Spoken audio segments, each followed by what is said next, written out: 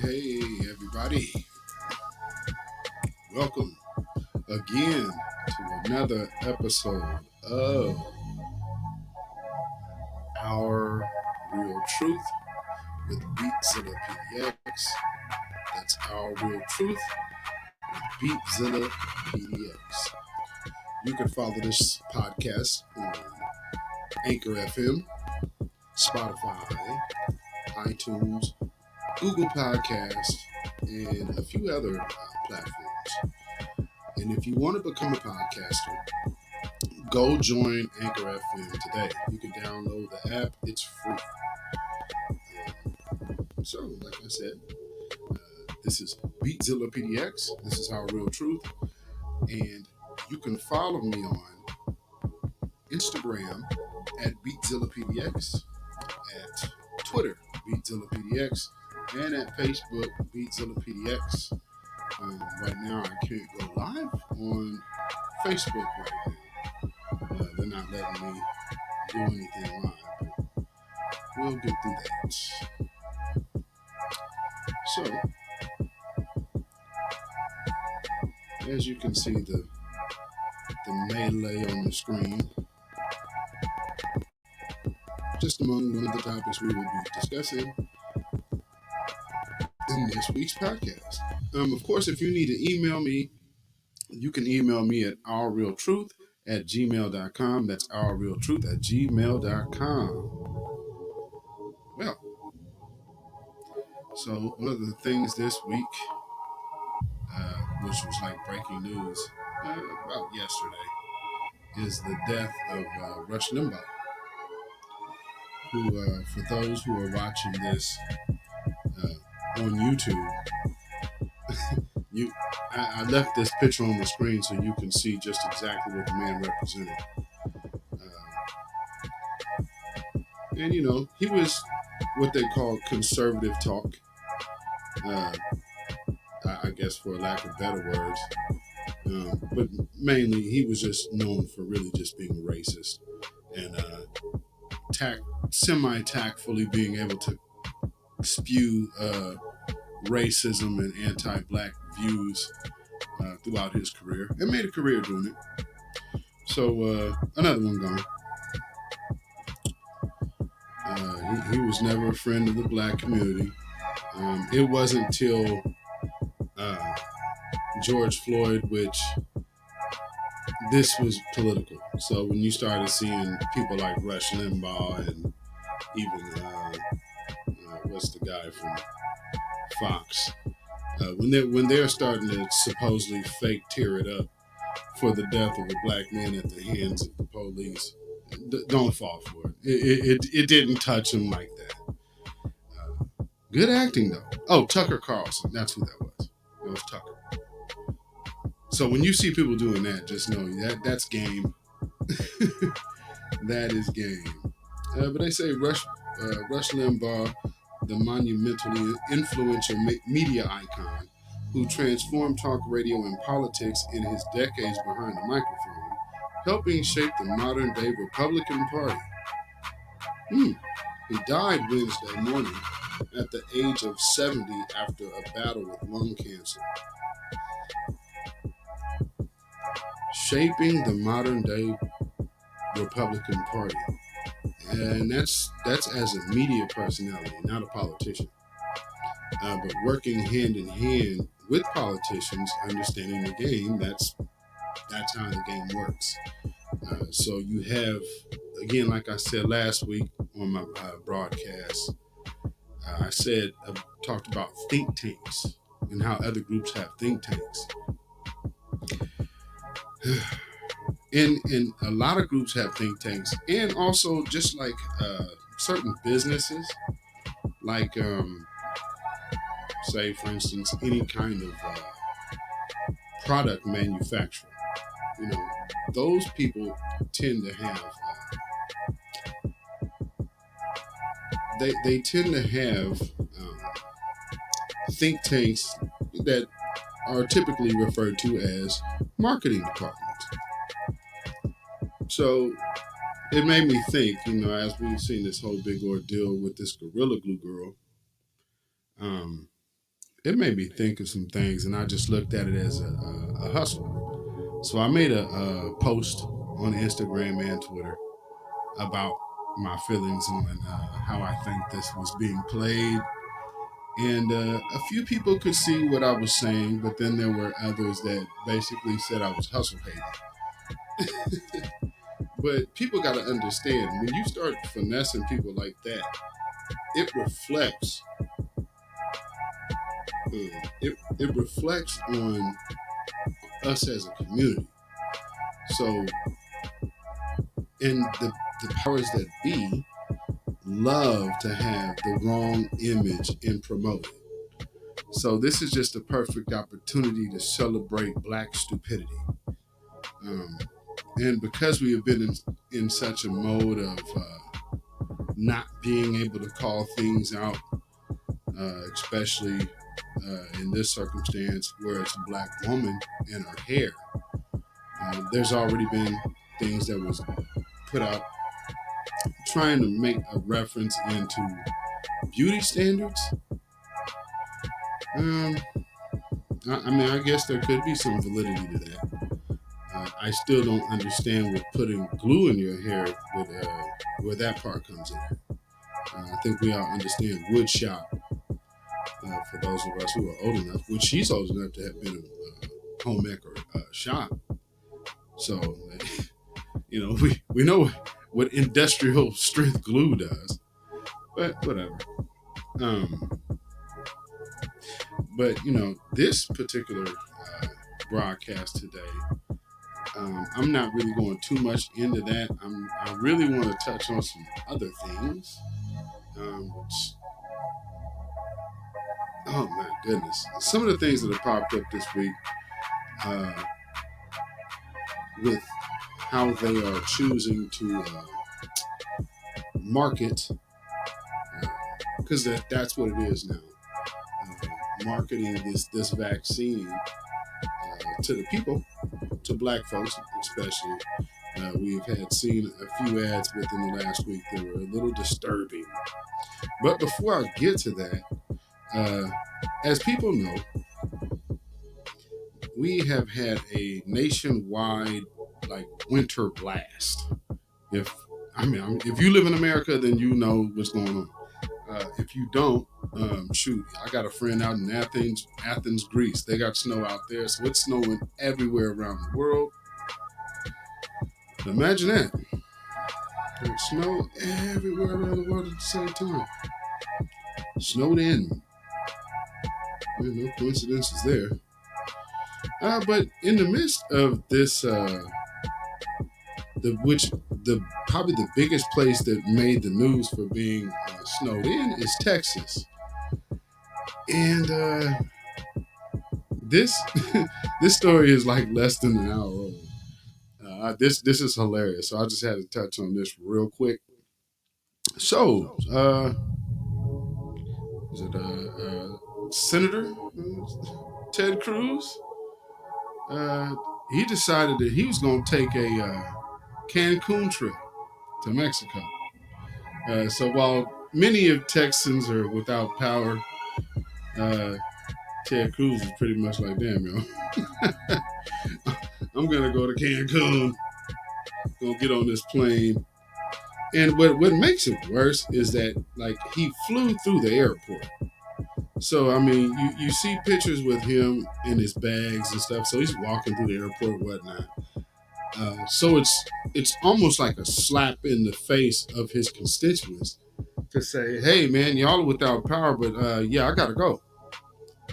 Y'all without water. I mean, because there's places that don't have water on in Texas right now. So this thing is very serious.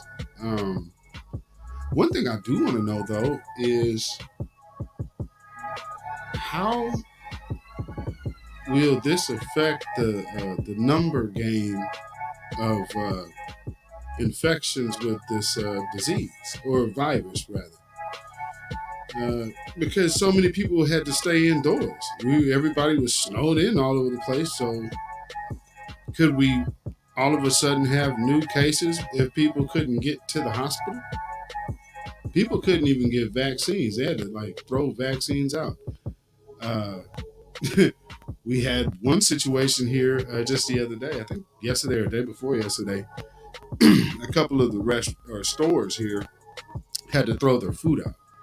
But one particular store here in our city, uh, they actually threw their food out, and people came to come salvage the food in the dumpster. Now, where this particular store sits, it's not too far from the train tracks and the freeway. So there's a lot of homeless camps around there, and you can't blame those folks for. And not everybody that was out there jumping in their dumpsters was homeless. Those people were throwing out food that could have been donated. But this is a capitalist society, so the dollar is the very last thing that matters. Although these people are, snowed in now. So what the excuse is that the meat itself was, or the meat or all the other products were, they weren't able to keep the temperature. Now, mind you, if you lost power in an ice storm, it's not going to get warmer. It's going to get colder. So everything that would have been in that store, if they had no power, would have started freezing because it was under freezing here. So I don't know how they worked that logic, but they did. And so they threw it out. And instead of just letting those people get the food for free in the dumpster, they actually had employees guarding and watching the dumpsters. Uh, yeah, what can I say? And then it ended up calling the police when the people wouldn't stop taking the stuff. I mean, look at the times we're in. Hey, if you're going to throw it out, let them eat at their own risk. You know, if it was you, you probably wouldn't be looking down at a big old roast that they just threw out that's air sealed. Just saying, you know, just makes sense. We're all human beings, right? The humanity, yeah, humanity go out the window real quick for that dollar, though. Better believe it. So, yeah, Ted Cruz. He said, "Damn, y'all, I'm finna go on vacation to Cancun." So, you know, who knows what's going on in Texas? Uh, I hope that everybody ends up on the better end of things. At least our folks, anyway. You know, looking out for the family. So, from what I'm hearing, I've heard from a couple cats online about kind of what's going on down there on the ground in Houston. So I know they were out without water yesterday in Houston. So they're supposed to be getting power on today. So we'll see. Hopefully that report comes back in good. But man, folks is tore up out here. Man, oh man. So without further ado, I just want to point some things out real quick before I go. So let me get this off the screen. And I'm going to show y'all this article that it goes into something that I guess the Pope wants to do. So, because there's an issue, I don't know how many people pay attention to international law. However, there are Vatican workers that are in jeopardy of losing their jobs because of they refuse to get vaccinated. Okay, I guess let me do that again. And so, in lieu of that, okay, there we go. Let's get that on the screen, good and big. With that being said, this man here is threatening mandatory vaccines. Now, I know a lot will say, well, hey, this is the Vatican. What the Vatican got to do with us? This has a lot to do with everyone. And I want you to pay attention to this because the UN and the Treaty of the UN, if all goes to hell, say a world war and there's no stability amongst leadership and anything else, well, then they have something that's called papal powers. You see that man right there? That's who they're referring to. Meaning all the nations would fall under this man's leadership.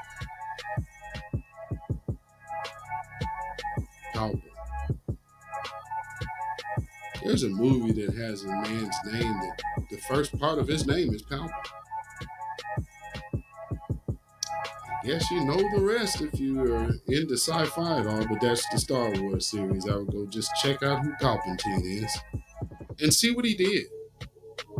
I keep talking about this, but they keep playing it out before your face. So again, this man is threatening to mandatory vaccines. Do you know the implications that has on the rest of the world? This man is a Catholic. Catholics have so much power, influence, and wealth that if he did that in the Vatican, there would be no reason for anyone else not to go along with pushing this notion. He's also the head of the church. So right off the rip, the churches are going to start going in that direction. So keep an eye on this story, folks. This just came out today. Man, I mean, what can you really say, man? This is self-explanatory because once it goes to mandatory vaccines, where does it end? And people, they like to talk about conspiracy theories or whatnot, but hey, if this man does that, then this man does that. Who can say that? But it's bullying from the pulpit is what it is. So let's see. Let's read this. It says Vatican City. The Vatican City state has become the first country in the world to issue a decree threatening legally mandatory vaccination and suggesting that employees could lose their jobs if they refuse to take the jab. Let's see. The legal decree CCC XCV3, I guess, on public health emergency, published February 8th, rules that Vatican health authorities may deem it necessary to implement for faxilus entailing the administration of vaccine in order to protect the health of citizens, residents, workers, and the work community. The legislation states that employees who, for proven health reasons, cannot undergo the administration of the vaccine may be assigned to different, equivalent, or failing that inferior tasks, guaranteeing the remuneration corresponding to the duties of origin.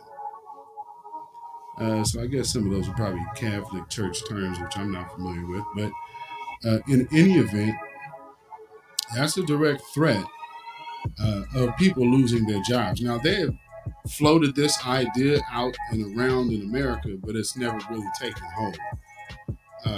But just to understand, when you see something like this coming from a who that again is the head of the church of the world, basically, the church universal, that's what the Catholic Church means. And this man has so much authority with the United Nations. This right here should definitely worry you. It's not a conspiracy when they're making decrees. I don't know how much you can still consider anything like that a conspiracy when they're making decrees. Boy, oh boy. So, with that being said, when they're going from that lane all the way over here to this lane, one to the other. It's like, my very first podcast, Great Expectations, The Art of Rat Mazing. This last election was a perfect display. Perfect display. Look this way, look that way. Yeah, got you looking anyway. With the exception of looking to the power of your own voice. Mm, mm, mm. But with that being said, they figure, hey,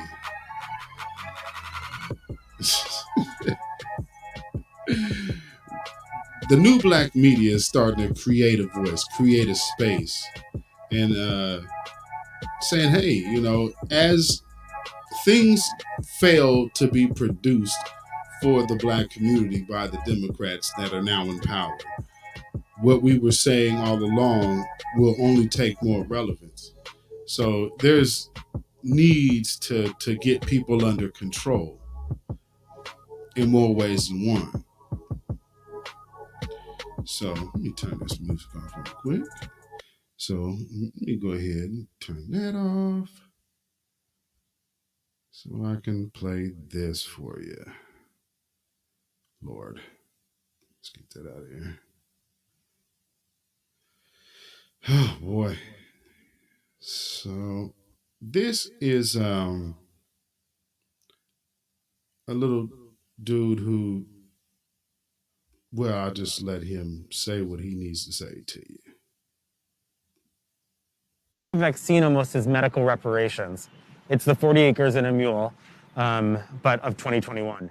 So we really should be giving this vaccine preferentially to people of color, I do believe. Yeah, let me play that one more time. You can think of the vaccine almost as medical reparations.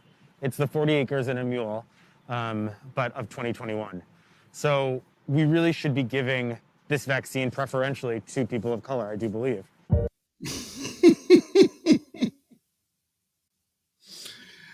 Oh man. See, when they do stuff like that, you need to know that there is a major lack of respect for you. How on earth can you feel comfortable with telling us that the vaccine is medical reparations? This is the 40 acres and a mule, and you're not even black.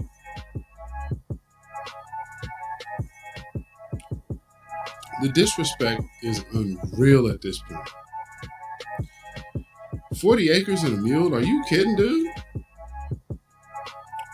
Just in case if you think I'm tripping, just hear him one more time. You can think of the vaccine almost as medical reparations. It's the 40 acres and a mule, but of 2021. So we really should be giving this vaccine preferentially to people of color, I do believe. Okay, so was there a time that black folks got reparations? Because this is reparations 2021. Excuse me, sir. Black people didn't get reparations. You must have us confused with a lot of those other groups that did. Oh, goodness. The hell is this man talking about?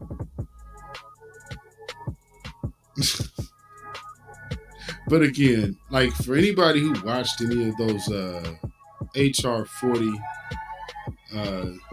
on any of that madness, they always have somebody that doesn't represent us speaking for us, which is a consistent habit. It's done habitually because a lot of us are content with just being disrespected, set aside. But there has to be some of us who buck against that. And especially when it comes down to talking about reparations. We have way too many people out here trying to enter into a conversation that doesn't even involve them. But the one thing they always make sure they do is exclude us. So we're always excluded from the conversation. So, you can't tell me, that that's not done on purpose. Of course it is. Let me show you this. Let's get this dude off the screen. This whack job. Who would ever believe that a vaccination that makes more white folks rich is somehow equivalent to reparations to black people? We're not getting the money from it. It would be totally different if the black community and foundational black Americans was getting money for or benefiting from the vaccinations other than just taking it. I mean, Walgreens got flu shots. What are we talking about here? Now, we're talking about the descendants of slaves and the study for reparations. I'm just looking at the picture on the screen and I'm thinking to myself, well, since when did proud Trump supporters be the go-to for a conversation about reparations? Like, you have Larry Elder and Herschel Walker? And then this other woman, she wasn't even born in this country. She didn't even have, she has an English accent. So she's an immigrant. I don't even understand why she's part of this conversation. Sheila Jackson Lee. Her family's from Jamaica. So you got 2 Republicans and 2 immigrants. Where are the foundational black Americans in this conversation? Talking about something that solely actually deals with us. The African sister keeps talking about slaves of African descent.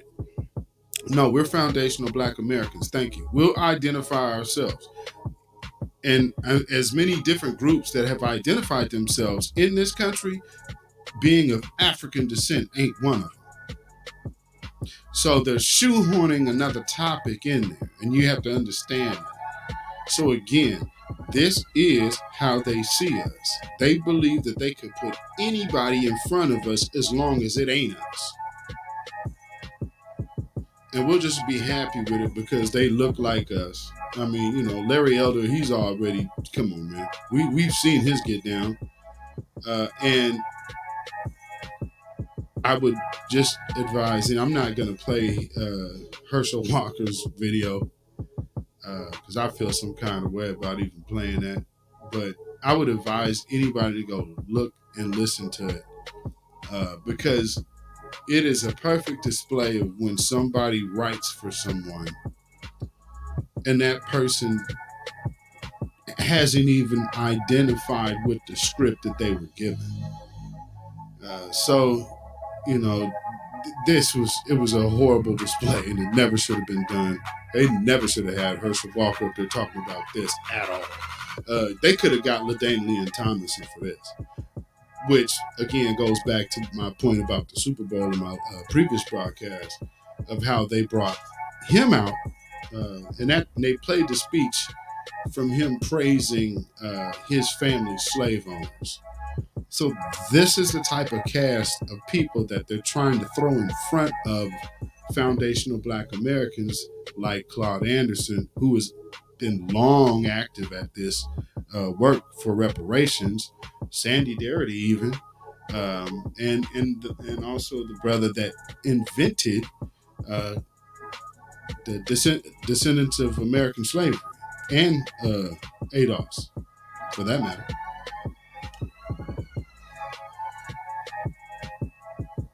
They could have easily went to any of these people. Now here's a meeting discussing reparations. Did they reach out to Ice Cube on this one? I'm sure they didn't, because this wasn't a serious conversation. It's not a serious conversation. It's just meant to have the appearance of one. Oh boy. So, in more levels of disaster, this was last week. No, go ahead, put that off. This here was last week. Vaccine, you got got the vaccine. They got the vaccine. We got the vaccine. We can get back to normal. Let me inform you. Let's all get the vaccine. It's about community immunity. I'm talking unity for you and me. If Doc says it's good, then trust me, it's good. Now let's all get the vaccine. Alright, there is none higher. DMC, I will inspire. Time for us to trust and not debate. The vaccine, believe it's safe to take. 9 out of 10 people won't get sick. That's 90% effective and legit. This COVID thing is real and it will find you. It's killing our people. Let me remind you. Back in the days, there was polio, smallpox. Back in the days, measles and mumps, man. Back in the days, but because of the vaccines, none of those save. Vaccines, they work to trigger immunity. 2 shots, we got antibody security. We gotta act now. No need to wait. Get your vaccine before it's too late. For real. Lord. Oh, that's painful. That is just painful. Oh.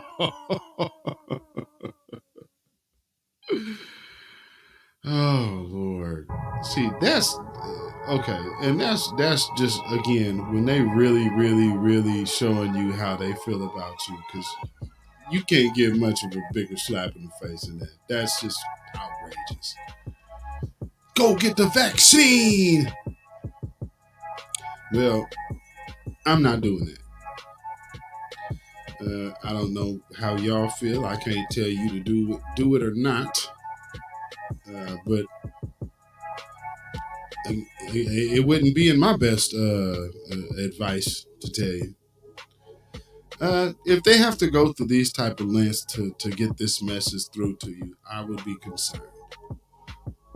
It's just logically thinking that you should be concerned about this. Well, hey. Again, this is Our Real Truth with Beatzillapdx Official.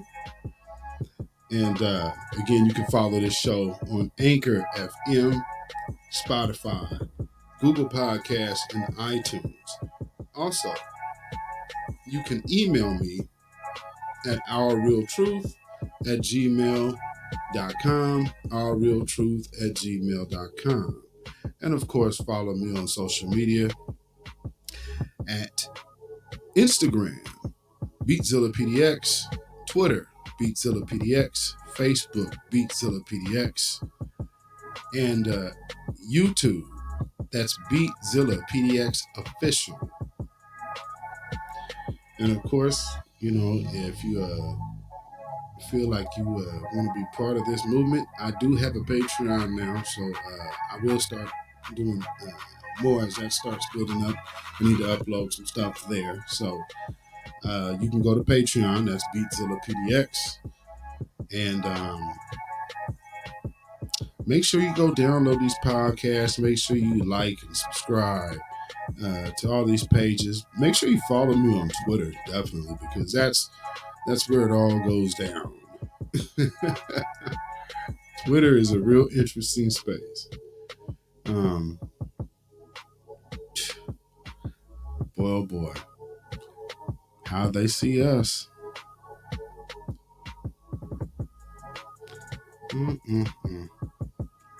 So, with that being said, I will say this. Babylon is fallen. Babylon is fallen. Let it fall and let us rise. Hey. Till the next time, y'all. Beatzillapdx Official. I'm gone.